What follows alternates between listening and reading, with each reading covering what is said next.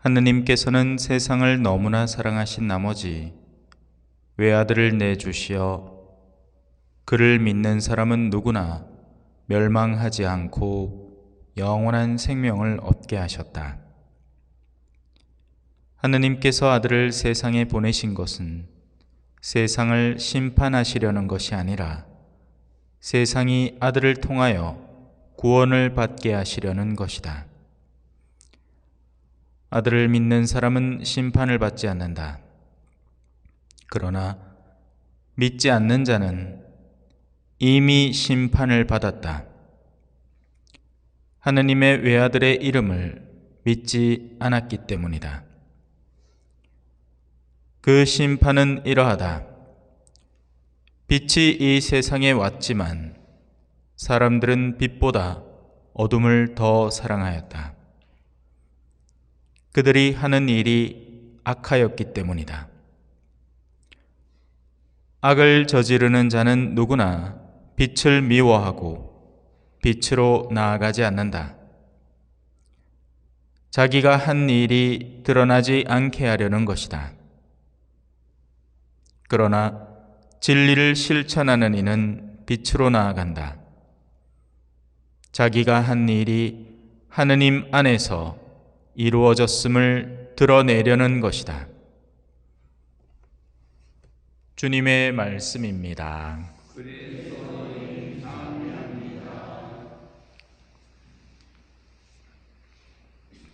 참미예수님, 오늘은 일독서에 나오는 대사제와 사두가이파에 대해서 좀 알아보겠습니다. 부활이 이제 지나가고 부활 8부 축제 동안 이 부활의 소식이 제자들에게 전해지는 과정을 열심히 탐구를 했었죠. 이제는 새로운 한 주가 시작이 되어서 사도들이 본격적으로 부활의 선포를 나서는 장면을 사도행전을 통해서 배워볼 수 있습니다. 그래서 이제 그들은 복음을 받아들인 사람, 오늘 복음에 따르면 예수님의 이름을 믿는 이들로 거듭나게 된 거죠. 그러니 두려움 없이 그 일을 수행해 나가기 시작합니다. 하지만 그 활동이 순탄하지는 않습니다. 해본 사람은 압니다. 복음을 전하려고 노력해 본 사람은 머지않아서 그 활동이 반대에 부딪힌다는 체험을 하게 됩니다.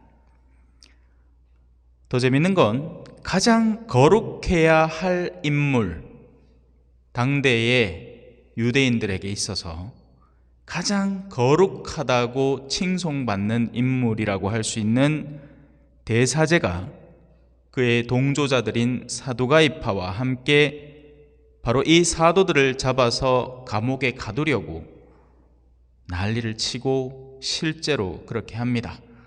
물론 사도들은 너무나 재밌게도 그 감옥을 우습게 탈출해 버리곤 하죠. 사두가이라는 단어가 좀 어렵게 느껴질 텐데요. 바리사이라는 사람은 철두철미한 율법 형식주의자. 그래서 이 사람들 쉽게 무시할 수는 없습니다. 왜냐하면 정말 어마어마하게 법률을 잘 지키는 사람들이거든요. 다만 형식에 지나치게 얽매이다 보니 그 형식이 본래적으로 의도하는 바를 자꾸 까먹어서 그렇지 그 삶 자체를 아예 무시하지는 못합니다. 예수님도 그렇게 얘기했죠. 너희가 율법학자들보다 더, 바리사이들보다 더 엄정하지 않으면, 철두철미하지 않으면 하늘나라에 들어가지 못한다 그랬잖아요. 그죠? 사두가이라는 인물들은 좀 다른데요. 이 사람들은 기득권 세력들입니다.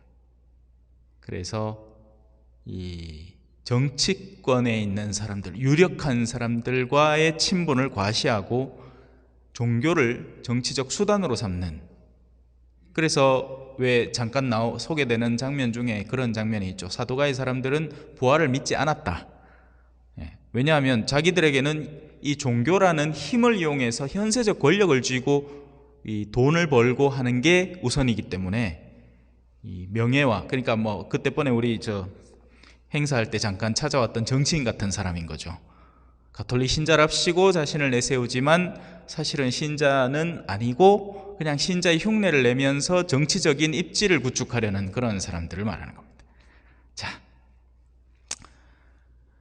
성경은 바로 그런 이들, 대사제와 바리사의 일당들이 시기심에 가득 차 있었다라고 표현을 합니다. 이것도 이따가 살펴볼 거예요. 현대 성당에도 당시의 대사제와 사두가이파 같은 이들이 사실은 적지 않습니다. 가는 곳곳마다 발견이 됩니다. 그들은 성당의 구석구석에 관여를 하면서 마치 성당이 자신들의 놀이터인 양 생각하고 행세합니다. 이런 특징들을 가지고 있습니다. 다 압니다. 성전에 관한 거라면 특히나 더 잘 압니다. 이게 몇 년도에 지어졌고, 저거는 누가 해놨고, 저거 작품은 누구 거고, 저거는 뭐고, 뭐 이런 거를 빠삭하게 알고 있죠. 그들에게는 복음을 전하는 일 따위는 안중에도 없습니다. 어떻게 하면 예수님의 그 복음의 메시지가 사람들에게 더 절절히 스며들게 할까? 혹은 이 기쁜 소식을 어떻게 하면 또 새로운 사람을 초대를 해서 우리가 함께 나눌 수 있을까? 아니면 여기에서 멀어져 식어 있는 이들을 어떻게 초대할 수 있을까? 이런 거는 전혀 상관이 없습니다. 이들이 추구하는 것은 그저 자신이 놀고 있는, 지금까지 놀아오던, 왜냐하면 성당은 자신들에게 있어서 놀이터였기 때문에 그렇습니다. 이 놀이터를 어떻게 하면 더 내가 느끼기에 편안하고 안락하게 구축해 갈까가 중요합니다. 그래서 어떤 행동을 곧잘 하느냐? 아까 얘기했던 사두가이들처럼 정치 활동을 곧잘 만들어냅니다. 성당 안에서 정치 활동을 하는 거예요. 자기 편이 있고 내 편이 아닌 상대편이 있습니다. 그렇게 해서 둘을 나눈 다음에 내 편에 동조하지 않는 이들을 너무나 쉽게 적대화해버리고, 그리고는 모여서 그들에 대한 험담을 하고 뒷담화를 나누고 궁시렁대기 시작합니다. 이 사람들은 복음을 전하고 복음화를 하고 내 안에 복음의 정신을 정말 스며들게 만들어서 내가 하느님께 조금이라도 더 나아가려고 이런 거 아무것도 없습니다. 그냥 성당을 놀이터화해서 정치화해 놓은 겁니다. 예수님 안중에도 없습니다. 뭐 어쩌라고. 그냥 지금까지 내가 지내온 이 놀이터만 내가 지금까지 해오던 대로만 편안하게만 해주면 아무 상관없습니다. 그걸 만약에 누가 불편하게 한다? 여기에서 이제 문제가 생기는 거죠. 그러다 보니 복음을 전하는 사도들, 자, 복음을 전한다는 건 어떤 의미입니까? 뭔가 불균형이 있는 곳에 균형을 가져다 오는 것을 의미합니다. 소외당하는 이들에게, 아픈 이들에게 치유를 전하고, 외로운 이들에게 그 외로움을 덜 기회를 제공하고, 그러려면 활동을 해야 되는데, 뭔가 움직여야 되는데, 그런 움직임들을 이 사람들은 너무나 싫어하는 겁니다. 놀고 싶은데, 쉬고 싶은데, 안주하고 싶은데, 복음을 전하는 이들은 그들을 자꾸 성가시게 하고 마음에 뭔가 가책을 느끼게 만들고 내가 제대로 못 살고 있구나 하는 느낌을 자꾸 만들게 하니까 그 복음을 전하는 이들이 너무너무 싫은 거예요. 막 죽이고 싶습니다. 그냥. 그래서 사사건건이 반대를 하는 겁니다. 이건 어느 본당에서나 유사한 움직임으로 일어나고 있습니다. 그런데 재밌는 게 있습니다. 그런 이들이 유일하게 두려워하는 게 하나 있습니다. 이들은 하느님도 두려워하지 않습니다. 왜? 애시당초 믿음이 없거든요. 믿지를 않는데 하느님을 왜 두려워하겠습니까? 뭐 지옥 갈 걱정 그런 거 없습니다. 이 세상 현세, 이 현세 안에서 일어나는 게 전부고 이 현세 안에서 얻어지는 것과 빼앗기는 것이 중요합니다. 그러니 그들이 유일하게 두려워할 수 있는 대상이 하나가 있으니 그건 오늘 일독서의 마지막 부분에 나옵니다. 그죠? 백성에게 돌을 맞을까 두려워 폭력을 쓰지는 않았다. 지금 이들은 사도들을 감방에 끌어다 놓고 그 사도들이 천사의 도움으로 감옥을 탈출을 하니까 또 잡아다가 끌고 오고 앉았습니다. 자기들에게 어떻게 그 감옥을 탈출할 수 있었는지, 어떤 영적인 영험한 힘이 있어서 이들을 돕고 있는지 이런 거 생각 안 하는 겁니다. 어떻게든 그놈들을 잡아서 입을 닥치게 만들고 가능하다면 죽여야 하는 거죠. 그래서 당장에 목요일 날 죽입니다. 최고위에 데려다가 그들은 이 말을 듣고 격분하여 사도들을 죽이려고 하였다. 그 직전인 거예요. 지금 사도들은 계속 복음에 힘입어서 죽이겠다 하는데도 복음을 전하고 있으니 얼마나 죽이고 싶겠습니까? 그죠? 어떻게든 저 입을 막아야 되는데 저 입을 막는 수단은 그들이 죽는 것 말고는 답이 없으니까 죽어야 되는 겁니다. 그래서 이런 이들, 사두가이와 같은 이들이 가장 두려워하는 것은 백성이 됩니다. 왜냐하면 백성은 자기들에게 실질적인 돌을 던질 수 있기 때문에 그렇습니다. 위해를 가할 수 있거든요. 하느님은 너무 자비하셔서 죄인들이 아무리 죄를 지어도 뭐라 하지 않는 분이니까 걱정의 대상에서 제외되어 있습니다. 그런데 내가 무언가를 그릇되이 한다고 판단받았을 때 나한테 돌을 던질 수 있는 건 누구다? 백성인 거죠. 그래서 백성이 두렵습니다. 사람들의 시선이 두렵습니다. 나를 어떻게 쳐다볼까가 두려운 겁니다. 그러다 보니 어떤 일이 벌어지느냐? 이들은 곧잘 선을 꾸며냅니다. 위선이라고 하죠. 그러니까 선하지는 않은데 선한 신용을 해서 사람들의 칭송을, 사람들의 평판을 끌어올려야 하는 겁니다. 이게 흔히 기업들이 하는 짓거리하고 똑같아요. 그 사람들이 뭔 놈 가난한 사람들을 그렇게나 걱정하고, 아니죠. 다 자기 기업의 이윤을 끌어들이는데 착한 기업이다라는 소문이 나면 그게 득이 되니까 손님이 더 많이 찾아오니까 착한 기업, 인증기업 마크 이거 막 왜 국회의원들 툭 하면 그 열매 그거 빨간 거 붙이고 다니잖아. 그 사람들이 진짜 가난한 사람도 없겠어요. 말도 많이 해서 도끼는 개뿔 박스 갖다 놓고 사진 찍기는 바쁘지 전부 다. 하나도 안 돕습니다. 그리고 도움이랍시고 뭔가를 갖다 줘봐야 다 쓰잘데기 없는 것들만 잔뜩 갖다 주고. 그래서 그들은 곧잘 선을 꾸며내고 자기의 평판을 좋게 만들기 위한 거짓된 선을 자꾸 반복적으로 행동하기 시작합니다. 마치 누군가를 돕는 것처럼 행동하고, 그리고 그렇게 누군가를 돕는 신용을 통해서 나 이렇게 좋은 사람이다 라는 이 평판을 얻고 싶은 거죠. 그러다 보니 자기가 뭔가를 주는데, 주긴 줘요. 돈을 너무 사랑하지만 내 평판을 위해서라면 줄 수 있습니다. 근데 그가 진짜 그걸 원하는지 아닌지는 한 번도 고민해 본 적이 없습니다. 내가 이 정도의 뭔가를 주면 고마워하겠지 그렇게 생각을 할 뿐이지 이게 정말 거기 필요한 건지 아닌지를 따지지 않아요. 그러다 보니 목마른 사람한테 옷을 주고 앉았고 추운 사람한테 냉수를 주고 있고 뻘짓거리를 하고 있는 겁니다. 이게 선교지에 있어 보면 그런 케이스들이 적지 않습니다. 도움이랍시고 갖다 던져주는데. 그래서 제가 정말 인상 깊었던 건 제가 처음에 선교지에 가서 무슨 창고방이 있는 거예요. 그 안에 들어갔는데 물품들이 막 쌓여 있어. 와, 이 동네에서 쓰잘데기 없는 물건들인 거예요. 뭔지 아세요? 선교지 갔다니까 이 빨대 꽂아갖고 정수에 빨아먹는 거 있잖아, 이런 거.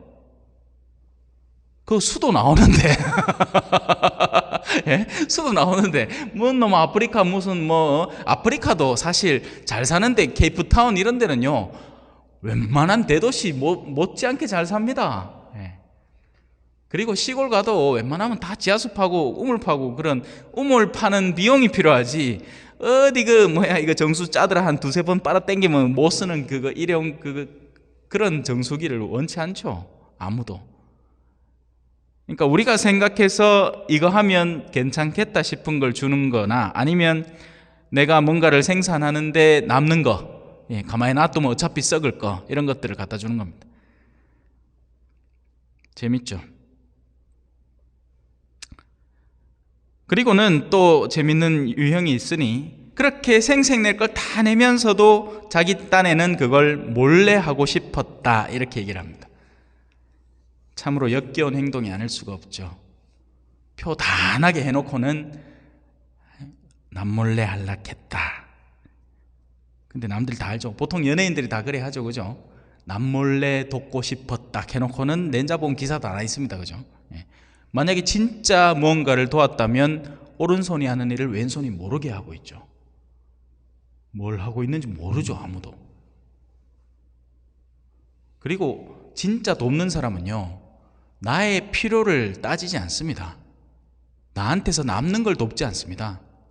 그 사람의 필요를 봐서 내가 지금 잠깐 부족하더라도 그에게 필요한 것을 적극적으로 돕고, 그리고 하느님께 기대는 거죠.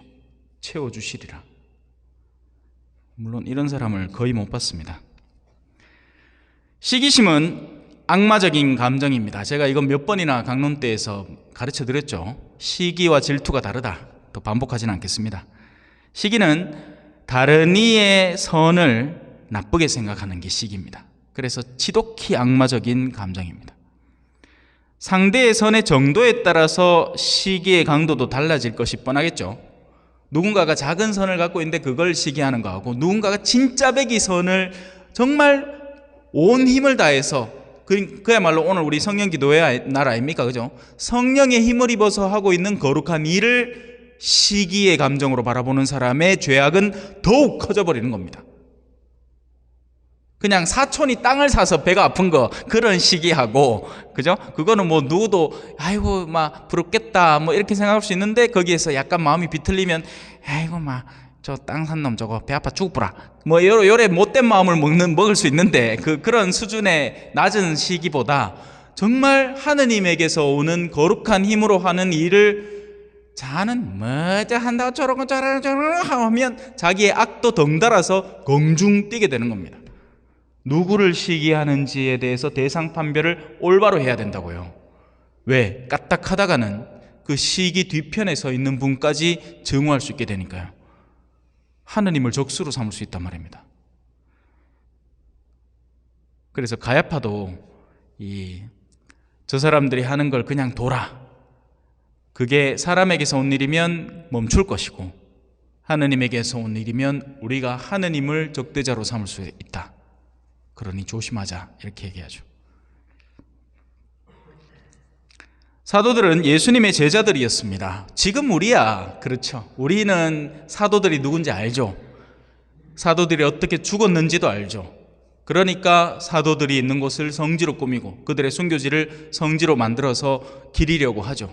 그런데 당대만 해도 지금 내 앞에 있는 사람이 누군지 어떻게 알았겠습니까?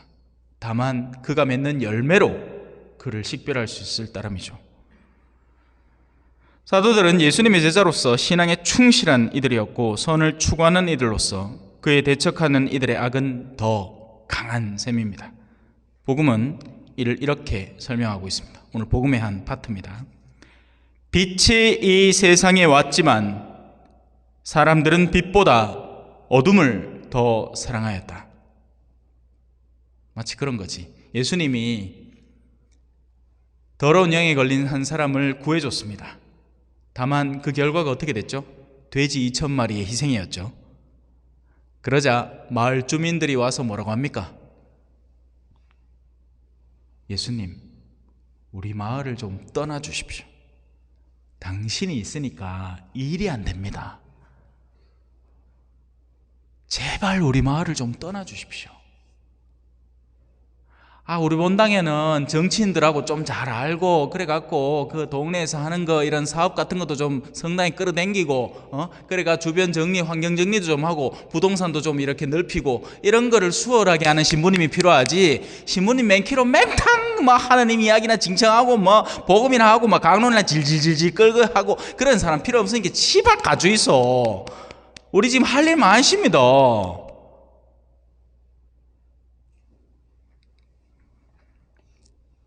빛이 이 세상에 왔지만 사람들은 빛보다 어둠을 더 사랑하였다. 그들이 하는 일이 악하였기 때문이다.